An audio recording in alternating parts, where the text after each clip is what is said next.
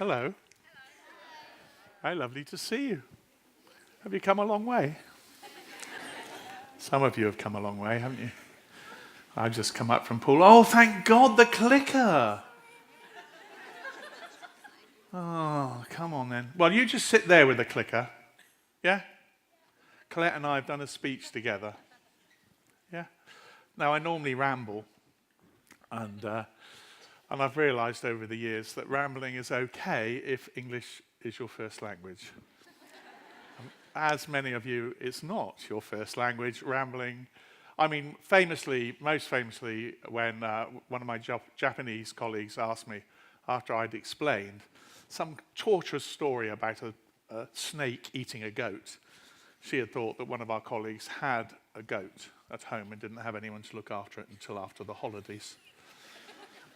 So I'm trying to be more disciplined with my ramblings. And so Colette and I have been working on it. And so I'm going to read some. And those that saw me the other day when I last did this will know that I'm not that good at reading and talking. And I do get a bit distracted every now and then. So you'll have to excuse me. All companies need a vision. Although we didn't really understand it, the Lush founders did have a vision. We believed now we've got mixtures here of our own staff, and we've got customers, which is lovely.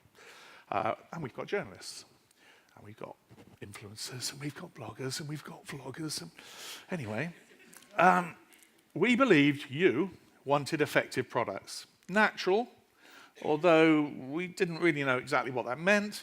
Fresh, and by that we were throwing shade onto our competitors. Now you know I'm famous for throwing shade. Who were selling product that could be 3 years old, sterile, stale, chemical concoctions that have more of an eye on the supply chain than their customers' hair or skin. And we didn't want to spend more money on the packaging than on the contents. Now that sounds fairly obvious, but that's what goes on most of the time. So above all, we believed you wanted good value, not cheap, but loads of hair and body goodness for your money. I think I've got a slide. I've got a slide. Look, slide. Thank you. Clickers on it. Hindsight is great. And it's only now, looking back, that we realise that's what our vision was. Just a dissatisfied reaction to our competitors' products. A wish for something more wholesome. Something more in tune with the flowers and the bees than air-conditioned skyscrapers on a morning that starts with a pumpkin spice latte. That's a late edition. It felt like muddling through, although perhaps someone in the future will write a book explaining it was all to plan. Now, some of you will know, my best friend Jeffrey has written a book about me. I've got a couple of things to say about that. One thing is, think of your best friend. Think of them writing a story about you, a book about you, and ask yourself, would you allow that? And I know, Jeffrey, are you there somewhere? Where are you? Are you in here? Good. I was thinking, which friend did he remind me of Friends, you know? And it's Phoebe. Imagine Phoebe writing a story about you. Anyway, a bit later on you'll be able to catch up with that and see what you make of it. The book's down in the thing. We're going to sign it at different times. There's a sort of rather frightening installation of my life. My life as Jeffrey saw it as well, not just my life. You know, I mean, if it was just my life, it wouldn't be quite so bad. Anyway, you're welcome to the book. The book's great. Those that know me from old, Jeffrey found my dad. Well, I'm not supposed to tell you that bit. That's the end of the book. Anyway. So it feels like muddling through, although perhaps someone in the future will write a book about it, explaining it was all to a plan. When faced with life's challenges, we often discover that while we may want a lot of things, what we need is very simple. We thought that while our products weren't everything you, the customers, wanted, you know, age-reducing, silicone, shiny, Botoxy sort of stuff, yeah? It was all you ever needed. And that's really, I've realised, our position. It's not what everybody wants. because we can't always do that, because quite often our competitors are lying, and we can't do it, because it's not possible. But everything you might need. We've assembled a few facts and figures to see if we can show you what we're on about. Just before I do that, I better mention, we've got a secret plan, okay? You're not allowed to tell anyone about it, because it's a secret. I don't mind sharing it with you with, well, what do we reckon? 500 people? That's all right, isn't it? You can keep the secret. Okay, this is the secret plan. Make products for every need. Oh, look at that. So that's not what they want, it's what they need. Yeah? Be number one in every category. Do not accept the status quo. Invent new products that fulfill all of the vision. So that's not just the same as, yeah? Create a cosmetic revolution to save the planet. We're running out of time. We need a revolution. We all know it. We can feel it. We can feel the climate change. We can feel the different things coming. We know we're running out of time. So we need to get on. Okay, let's go to natural. Have we got there yet? No, but we're not far off. Globally, natural ingredients represent 65% of our raw materials spend versus 35% that we spend on safe synthetic materials. When I first sold my product with Liz Weir in 1977, I used to get told off for them being too natural, yet they were miles away from where they are today. I mean, miles away. Elderberry conditioner that used to go off, even, nightmare. When we first looked at soap, it was being made from animal fat. So we tried to get people to make it from vegetable fat, one of which was palm oil. Then after some time, we realized far too much palm oil was being used and the environmental disaster that it had created. We didn't want to return to animal fat, so we started making soap from coconuts or rapeseed and friendlier stuff.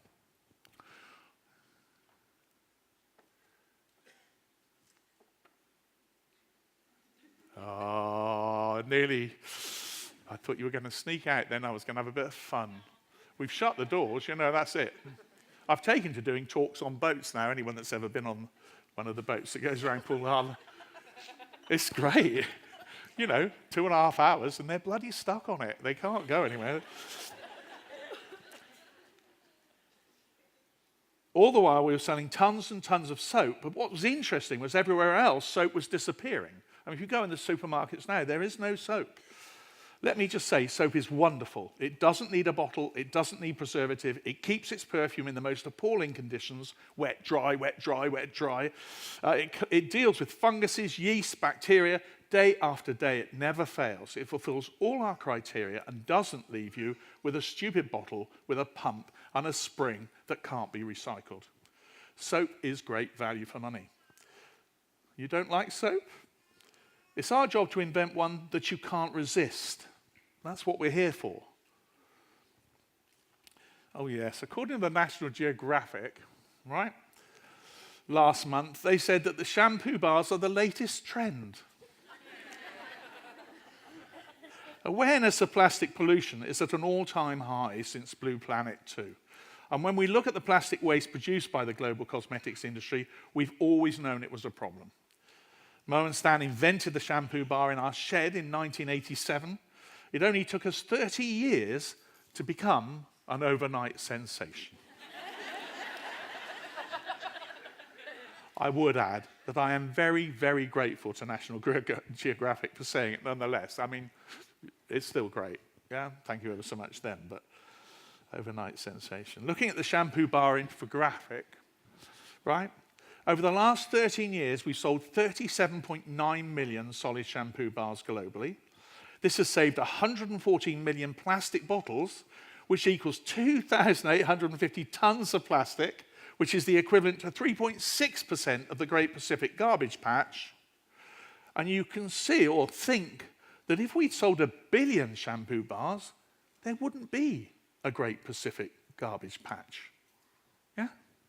Which is why it's getting a bit late, why we've got to get a bit of a move on. What about bath bombs and other naked products? In 2010, Lush sold 49 million units of products that were naked, unpackaged completely. In 2018, Lush sold 93 million units of products that were naked.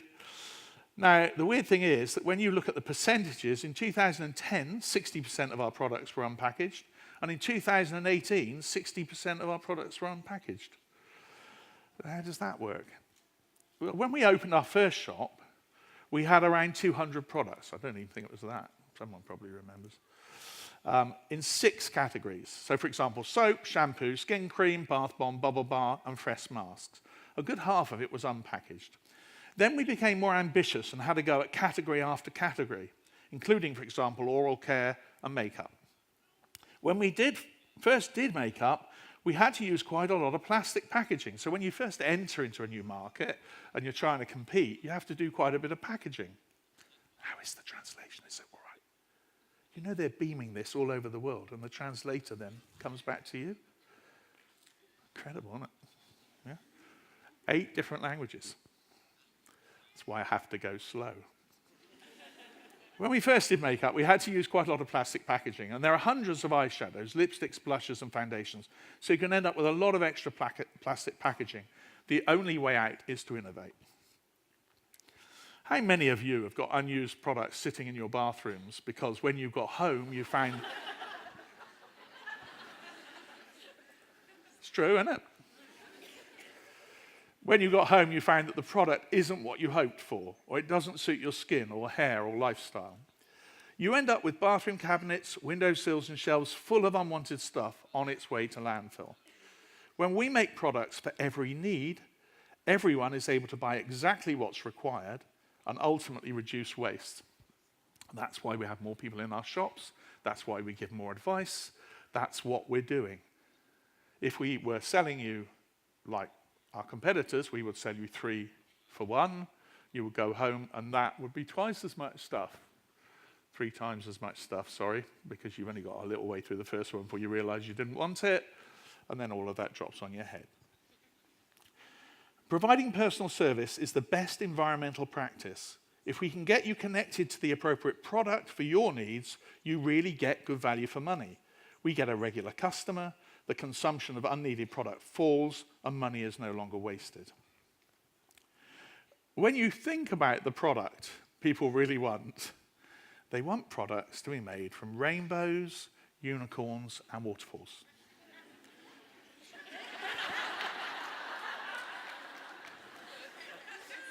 Don't they?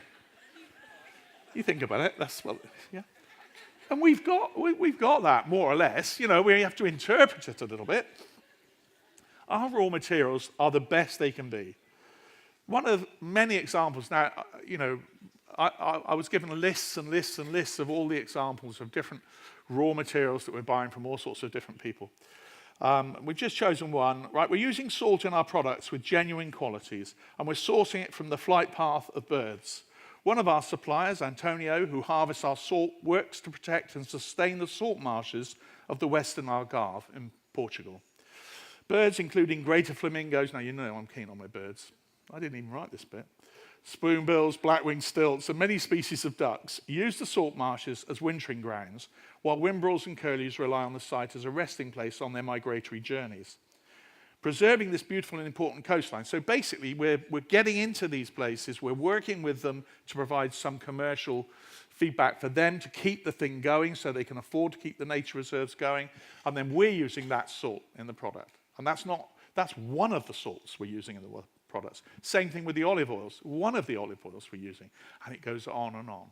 It is actually incredible, absolutely incredible, moves me to tears, because you couldn't imagine it, certainly when we started, and I struggle to imagine it today. So we're protecting these birds and the salt shepherds. Now, if that isn't unicorns, rainbows, and waterfalls, then I don't know what is. Just in the UK alone, 67% of our supply chain is from direct relationships with manufacturers and growers like Antonio. So it's just, I think that's exemplary for any company, and I would recommend, if you're from another company, you're sat here, please, copy us. We've invented makeup too. We have new foundations called Slapsticks, 40 shades of innovative, solid, naked, unpreserved foundations sold in 19 markets. So back to our things, yeah? Innovative, solid, naked, unpreserved, and sold in 19 markets. A lot of plastic that won't be going somewhere, and lovely products, no preservative going everywhere. Very nice. We also make glow sticks, highlighters that you can use anywhere from your cheekbone to your bottom bones. Did that for Rowan especially. I knew she'd love that line.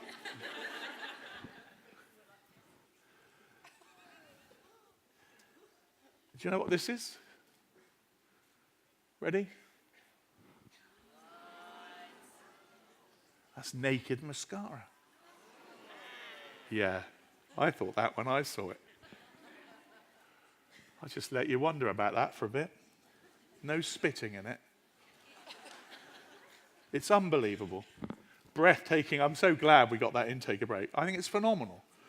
And that's the point. You go into the market, you get something going, you look at it, you worry about it, you think about it, you fret it, you use all your experience until you can come up with something so innovative that it makes everyone in an audience go, wow. Yeah?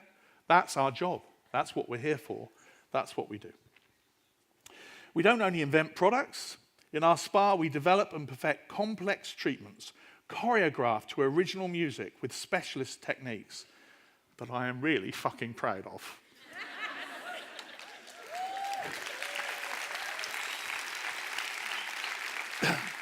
Not only do we do industry-leading spa treatments, but we invent shops as well. We've been working on opening feature shops around the world, starting with the Naked Shop in Milan, our first shop with no plastic at all. Just naked products. We're opening another one in Berlin imminently. You will see here today the beginnings of a hairdressing salon, the start of a bath bomb shop, the further jaw-dropping oral care, and the beginnings of a completely fresh shop in Paris. So when you go round, you will see the beginnings and the parts of that. You'll see us experimenting to wash hair with a choice of hard or soft water, because we know that the water makes more of an effect on your hair than the shampoo. Think of the tiny bit of shampoo, think of all of that water coming through. So by creating different waters in our hairdressing salon, in our place, we can create different effects on the hair.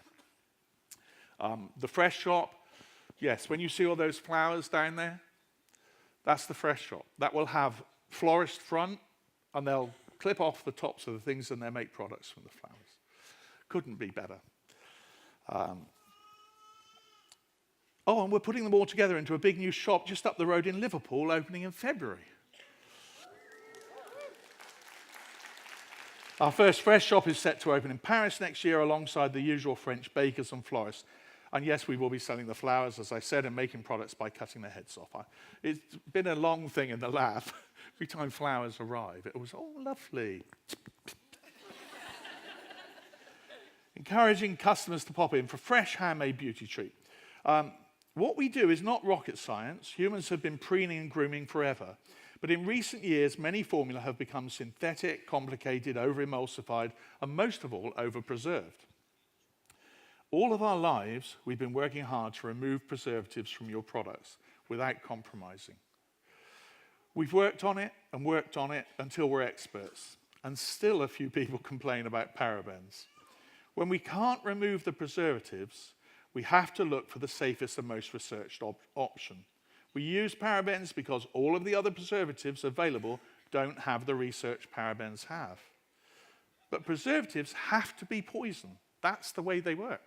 They poison the microorganisms. That's how it works. They make the product slightly more poisonous, not something you would normally add to your product if you could possibly avoid it. A little bit of poison, it'll go down well. This is the whole bleeding industry's doing this. We're not doing it. They're doing masses of it, right? Okay. Got the next, I'm ready. Oh, this is a magic one, we hope, don't we? No, not yet. This growth shows trend lines for our purchase of parabens and sales from customers. It shows that from 2015-2017, our purchase of parabens, blue line, yeah, has dropped from 11,700 kilos annually to 7,735 kilos, even though our sales, pink line, have increased in the same time period. Our sales have gone up and our use of parabens has decreased. No!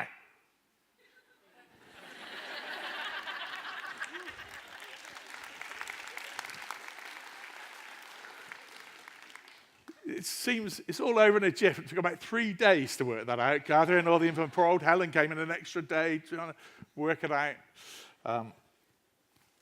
Okay. I'm lost now. Wait a minute. Right. Our sales have gone up, the use of parabens has decreased. And why is it going down? Because our customers are kind enough to buy the naked or self-preserved version. A good example of this is Dream Cream.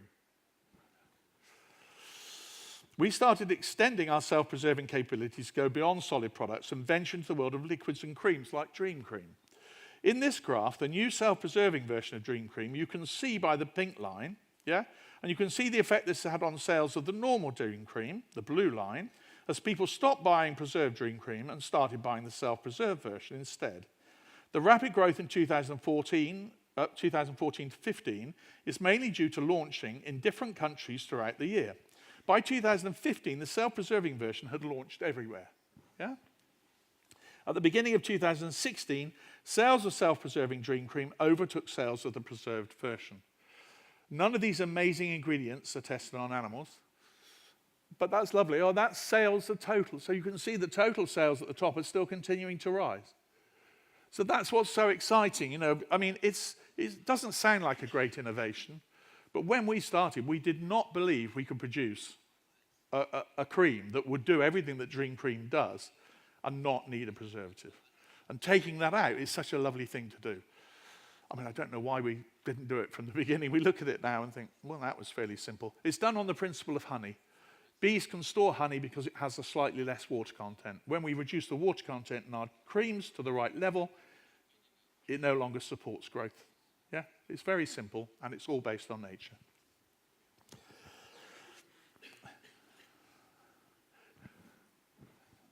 None of these amazing ingredients are tested on animals. Since the beginning, we have continuously proved that a brand doesn't need to test on animals. We came up with the Lush Prize. Lush Prize launched in 2011, and we've had 93 winners awarded them £1.86 million to go towards alternatives in animal tests.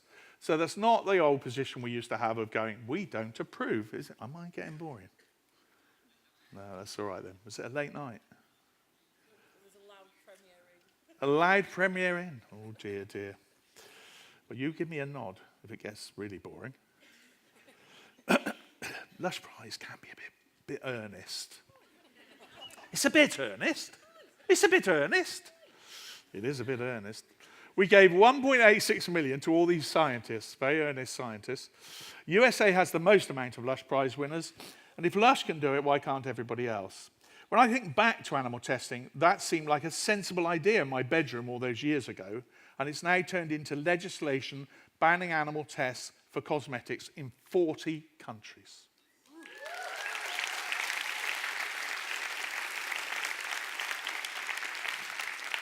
You're clapping yourselves and you're clapping the customers.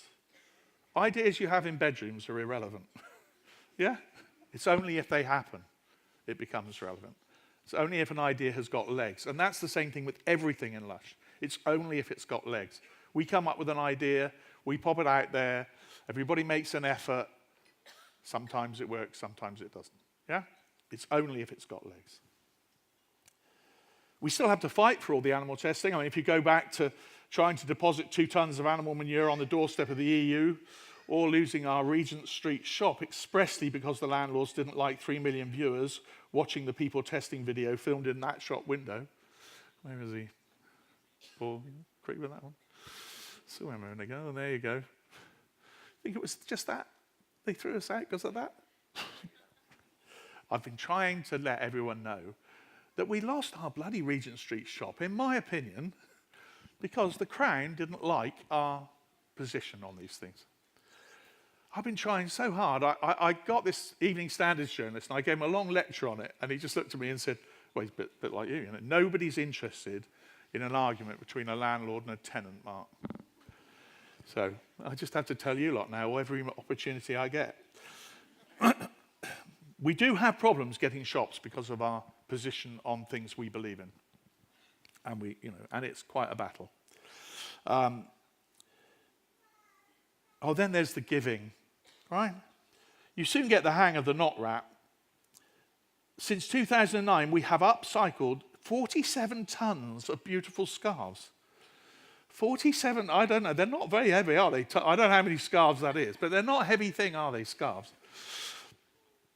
Now, there's 124 women working in rewrap, making the canvas bags and the other scarves. So, it's just growing beautifully. And then there's our own giving. In 5 years, we've raised and given £50 million. In 5 years, we've raised and given £50 million.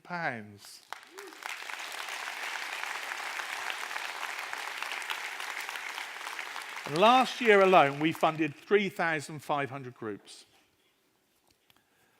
Well, there were so many facts. I could have gone on and on and on and on. And that's what's amazing about Lush. You look at different things, and you'll do that in the creative showcase. You'll look at them and you think, oh, that's quite clever. And then look at another one and think, oh, yeah, I quite like that. I really like the shower. Have any of you been in the shower yet? That's really nice. I recommend that to my Japanese friends. It's really good. It's a huge shower. You've got a brolly and everything. It's great. So to recap, this is where we are now. This is what we're up to. This is the Secret Lush Cosmetics Master Plan. I don't want you to tell anyone. Make products for every need. Be number one in every category. Create a cosmetic revolution. And save the planet. I see Lush as a child asking the parent, why am I not the largest cosmetic company in the world?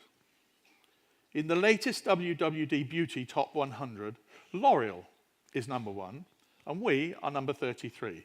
That means we're 3.8% of L'Oreal. For 23 years, we've made great product with beautiful ingredients. We're transparent with our customers. We don't sell them fake benefits. It's a real puzzler. Why we're not the number one cosmetic company for the sake of the environment alone? We need to be number one. The thing is, there's a group of us reaching the pinnacle of our careers, and we're in sight of what we wanted to do all our lives. We wanted no preservatives, we wanted no packaging, and bit by bit, we've worked towards doing it. We should be the gleaming example that every other cosmetic company wants to be. It shouldn't be Procter & Gamble or L'Oreal, because Lush are doing the right things over and over again. Fiercely, bravely, sometimes foolhardishly, sometimes, and with courage. Thank you very much.